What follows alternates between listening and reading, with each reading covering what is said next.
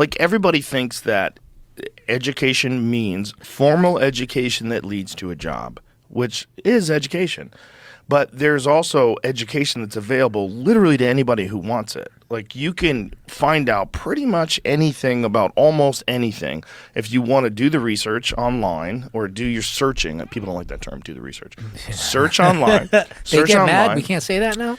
Well, because it's like they're saying research it in terms is like the R you don't word. really know you don't really know what you're researching. If you're reading scientific papers, you don't understand how to interpret them. You don't understand how to explain that information. And I get what they're saying, but if you say if you're in if you want to have a history of metallurgy and sword making, right? If that's what you're interested in, like, you don't have to go to college for that. You can study online the history of metallurgy and sword making, and there's fucking hours and hours and hours and hours of papers and footage and all this different shit that talks about how people, figured out how to make alloys and when how the samurais made their swords. Like, you could learn a shitload without going anywhere, which is pretty wild. Like, we are so used to it, we don't even consider it as a resource.